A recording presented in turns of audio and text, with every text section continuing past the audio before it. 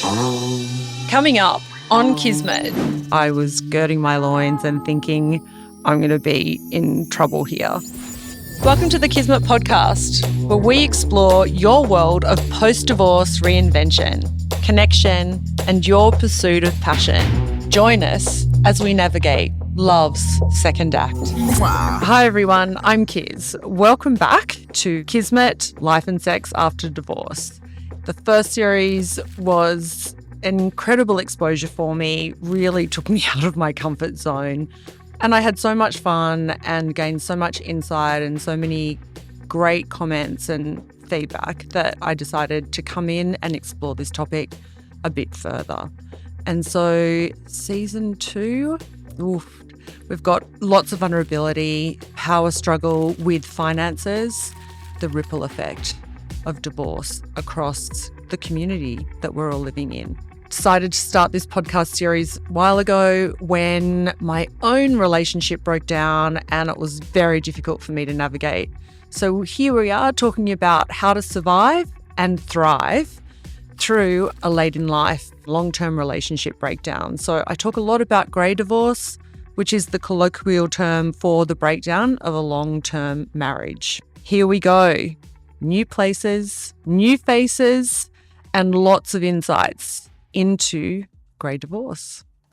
Hello, Kiz. Hello, everyone. My name's Angus. I'm very lucky enough to have worked on the whole of Series 1, from a Zoom call where we spoke about what this podcast could be to episode 10 coming out last year. And now, full disclosure, we've just started the record. We've got 3 episodes of 3 amazing guests in the bag, ready to roll out very soon. And there was so much that was left unsaid, I think, from the last season. So, we were WhatsApping each other and you were like, what about this idea? We didn't even speak about this. And I was just like, I think we need to do a season 2. So this episode, I don't want to be on the mic too much, but we did ask your people who are following you on Kizmet, the Instagram page, what they wanted to see in series 2 or questions for you.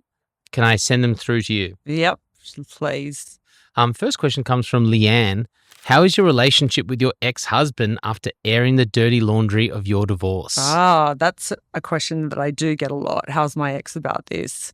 So since we separated, my ex has had a cascade of health issues. So at the beginning of our separation and divorce, we didn't really communicate very much at all. And we both took time to build that back up. And now it's several years down the track and although I see him and I've let him know about this podcast, I don't think he really understood what that meant.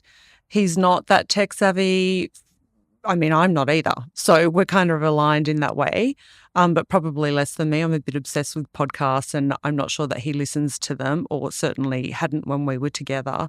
And so it's only recently that he reached out to my daughter, actually, when I was traveling, and she said he was absolutely furious. He'd really just only learned about it and what the hell was going on.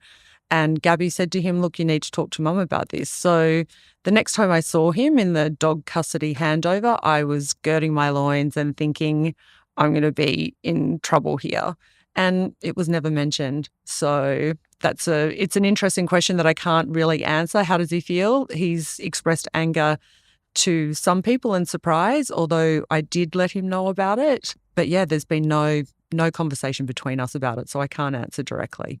I also think it's important, not that this is a question, just something I, have the intimate knowledge of knowing, is that you really would have liked your ex-husband to be a part of the podcast as well, because obviously you're sharing your honest and vulnerable story of divorce. But even from our first meeting, I remember you saying, I really want to end the first series with my ex. Yes. But unfortunately, due to different circumstances, that's probably not going to be able to be done. But I think a lot of people have commented on, TikTok especially, saying like, well, let him have his opinion. Yeah, totally. And that was the first thing you said. But unfortunately, that experience probably won't come through. Yeah, thank you for acknowledging that. And it's something I'm really mindful of when we're talking about divorce. And as, some of the people that I'm speaking to coming up say very clearly, is divorce affects everyone and there's always different sides to the story. I think it's really important that each side is told. I think my kids both did that in the podcast they were in. they were speaking of their experiences, which were factually kind of the same, historically the same, but their feelings and experiences were very different. So one of the things I'm really hoping to do, and it's walking a tightrope in this series, is navigating getting couples who have separated and divorced back into the studio. So we do get all sides. I'm very mindful that, men don't necessarily have a voice, and I want them to. I think it's really important, and I think important for everyone. But, and I said it in the episode I did with Evelyn, that oftentimes the space where men can communicate, like therapy, is not necessarily playing to their strengths. So I'm wanting to hear the voices of people that are affected by divorce. Can we tease that we probably have 50% of what we're hoping to be a back-to-back episode? We did one today with somebody, a friend of yours who went through the divorce, and you're friends with the other partner. So we are trying to get him on the podcast for both angles. Exactly. To go back Fingers to back. crossed on that. It'd be so amazing to hear two perspectives. Yeah, exactly. This is another one coming through. This is not necessarily a comment, rather than comments on TikTok that people say that you hate men. Yeah. Like, this woman just hates men. Is that the case? Totally not true. And as I have said and will continue to say, there's always two sides. And I'm very mindful in season 2 that I try and get as many men as I can and men's voices into their opinion about divorce, because I know the first season was kind of more weighted with women and insights. And I want to get insight from everyone. I don't hate men. That's sounds really defensive, but I totally don't. Back to your questions. At Kizmet on Instagram, Anne says, did the episodes with your kids feel therapeutic? It sounded like unresolved issues turned a new leaf. Yeah, so true. And thanks, Anne. That's very insightful and good listening on your behalf. My sessions with both the kids were very therapeutic. And I think my daughter even might have said in front of you, I'm not sure if we recorded it, but she said, oh, that felt like therapy. And she's not a fan of therapy. She doesn't like my how are you feeling voice. So with both of the kids. And I really was interested in the different takes that they had on historically the same event. They had very different experiences. And so, yes, it brought us both, all of us, closer, I think. An accidental follow-up question from Florence, who's asked, what did Gabby think of John's episode and vice versa? Look, John, it's interesting with John. He hasn't really, we haven't spoken other than just very lightly about it. I think we both acknowledged that it was therapeutic and it was great to do. And John was really articulate.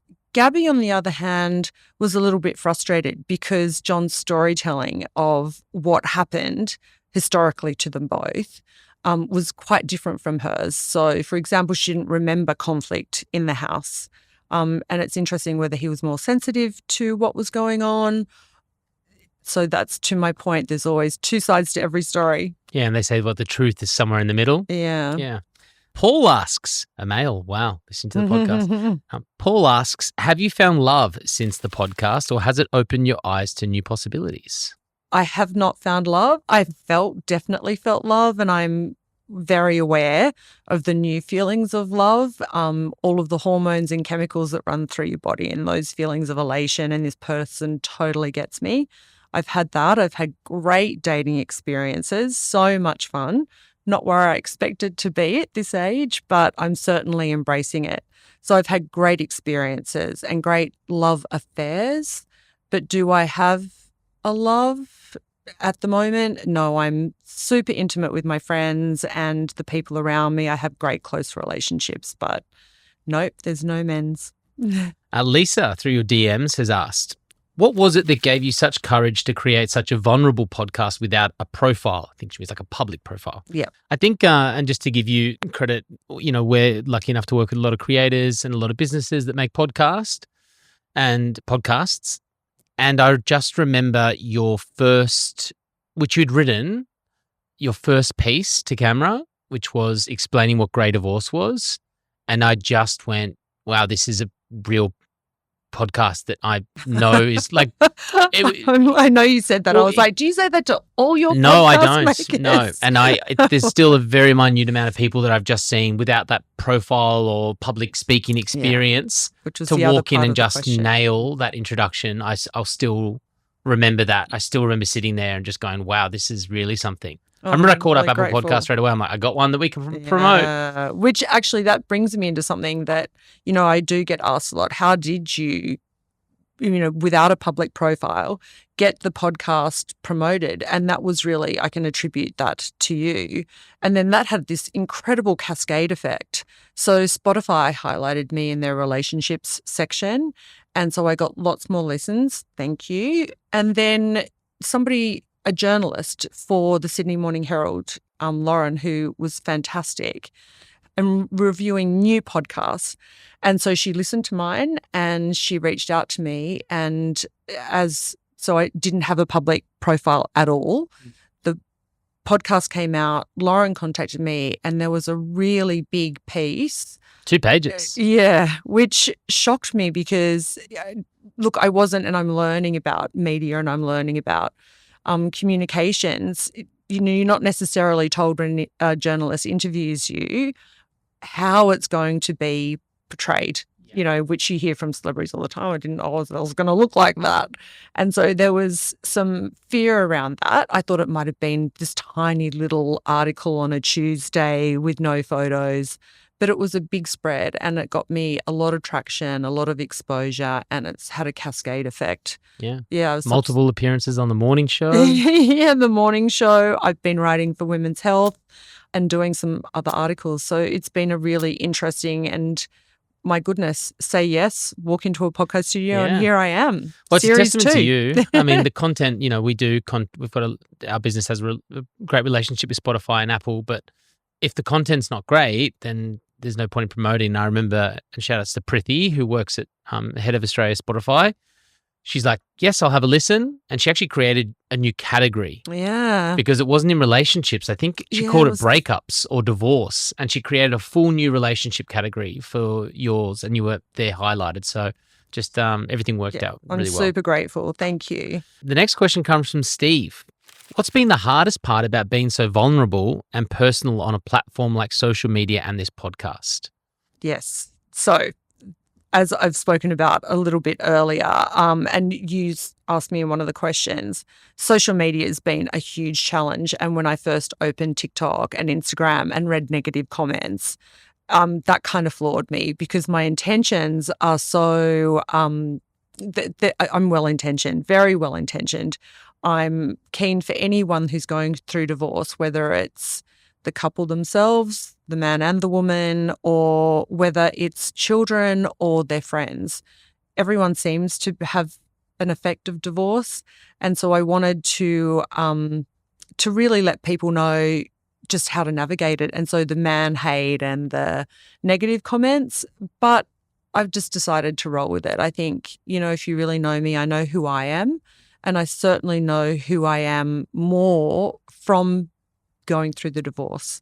I've had to really get down deep and dirty about who I am, what my value system is. And so the social media stuff, awful. And it's never nice to read that, but it's just part of what I'm doing now. We should also point out much more positive comments than negative. Yeah. Oh, yeah. No, I've had great the classic comments. comment, you'll have 100 nice things said about you and you'll always just remember That's it. the one negative comment. Which is when you fight with your partner, your husband or your wife, you remember. Becky asks, can I join your friendship circle with Michelle? She's hilarious. If you haven't gone back and listened to Michelle's episode, please do with noise cancellation headphones on. Yes. She's a wild ride. She is a wild ride. And I'd like to get her back, but I'm not so sure that we would end up with any stories because her storytelling is so raw and so over the top. But I've had a lot of feedback about Michelle's podcast, especially with guys that I've dated. So they're how can I get a Michelle? They're like, oh, and I'm like, come on, the whole podcast is not aligned with talking about 30 blowjobs a day. And can you be part of our friendship circle? Michelle is the most big-hearted, big personality person. I think that comes across perfectly in her episode, and she is a people collector. So if you ever come across Michelle, 100% you would be in her friendship circle. Final question comes from an anonymous, and they just ask, Kiz, are the ropes still at the front door of the house? Oh, the ropes. I believe my daughter said that was one of the things that her dad was furious about, was the mention of the ropes and did I have to do that? And I definitely spoke about this in the first series when I spoke to Mark about Shibari. Going back out there, sexual practices had changed. And so I learnt a lot of new things. Yes. Quick answer to your question, which my answers are never quick. Yes, the ropes were definitely there at the front door, and there are some on my desk, like in very obvious places. They're great conversation starters. Thank you very much for your questions, and please keep them coming through. We might revisit this at the end of this series or whatever. But thank you. Have you had any reactions? You know, this podcast can become a real resource because you allowed your guests to kind of tell a story of navigation through divorce, through moving, through real life experience, through psychology and getting help. Have you had any people reach out and say to you that it's transformed their relationship pre-divorce or given them new insights into how they could have done their divorce better? Yeah, and the coaching business that I have, Kizmet, I've had some great connections with people, and I haven't had anyone pre-divorce. Maybe a couple of people asking me about dating. Well, a lot of the conversations are around writing on the wall but didn't really react to it. Yeah. So there's been some conversations around, help me with the dating. I'm not navigating that so well, but that's not pre-divorce either. So so somebody who wasn't actually married at all did that. And then the second part to that was feedback. I've had lots of positive feedback.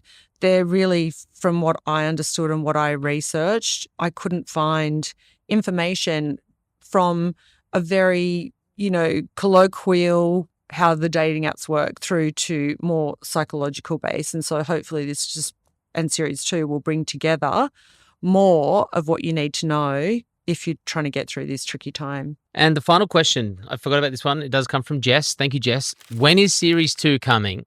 Which is now. What can we expect? Okay, well, we're currently recording. So expect Kizmet, Life and Sex After Divorce to come out in 2025.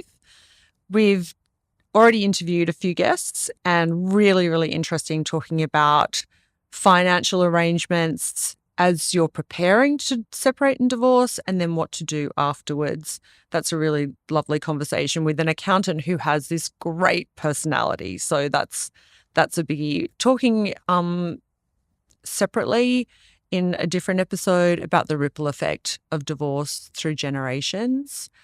And I've already spoken to one partner in a couple I'm really hoping to get them both here, where the marriage broke down. And I really want to get both perspectives on that, which, as you can imagine, is walking a bit of a tightrope. Now, you listening are about to hear and see a little moment from that podcast, but in the trickery of my editing, I'm going to hide their voice and their identity. So you have to wait to hear that person and find out who it is. But for now, here's a little sneak peek of that episode. I spent a couple of hours that afternoon with the bank manager and went through everything. And then I thought, this is really fabulous, like this whole idea of internet banking. And A whole new world. a whole new world. And so out of the 6 or so accounts, I just happened to select one randomly. And I thought, I'm just going to actually see if I can make this work while I'm at home, which actually turned out to be an account we'd had since the early 90s. And I didn't even realise it still existed. And it was a credit card account. And I logged on and I was quite thrilled with myself that, actually I can do this, and started to go through some of the expenses. It took me, I suppose, I don't know, I can't even think looking back, but I kept looking at things like hotel charges and hotels that you hadn't stayed in. That I hadn't stayed in, no. Right. And websites that I was puzzled by, and invoices from shops that I wasn't familiar with. But there was, and it was just, I can just remember my brain just sort of trying to, I think it was sort of slowly processing it. And then I saw a charge to Jonas at Whale Beach, and I thought, oh, he must have taken his sales team there for lunch or something like that. And then I looked at the date and I opened my paper diary and I saw that I'd written in there that he was going to be in Brisbane. And that's when the penny dropped. There was 2 years of records. Okay. And so this had been going on for a long time. Big juicy hook. Pretty you. Amazing to see that on the credit card. So I think people should look forward to that episode. And then hoping to get the husband's reaction. Yes. The person responsible for those transactions and a huge lie that was found out by that person. So. Yeah. And incorporated in that, ideally what I'd like to do, and he's seems willing at this point, and obviously I wanted to cover off with both partners that I would be speaking to the other partner, and it's been a little bit of a roller coaster, which is what I mean by navigating a tightrope, because it goes from a yes to a no, and it's depending on the context of what's happening currently. So I'm going to hopefully get them both in a place where they're relatively amicable and we can have a chat to them both. And I think the third part of that, and I'm really keen to do it, and she's keen to do it, is their daughter. She's an influencer. She's got a law degree. She's super bright, super talented, and she's got a lot to say in this space about both her parents. So hopefully that will then give a really clear picture of how there are different sides to a divorce and everyone's treated fairly with respect. Here's the podcast from me. Make sure you're following or subscribe to this wherever you're listening or watching, because this series is going to be transformational. Amazing to see the difference in the last 12 months in you, Kiz, and the way that you've already hosted these interviews is another level. So I can't wait for people to see and hear it. I'm so grateful. Thank you for guiding me. Without your production, I would be nothing. Thank you. Season 2. Session in progress. Here we go. Thank you, Angus. On the next episode of Kizmet. And it's not like what will come back later on is that you'll just have to give over half of that and you might have to give it all over. Don't miss an episode. Hit subscribe where you're getting this. Follow our socials and ask any questions on my new website where we're building for like-minded people wanting to reconnect.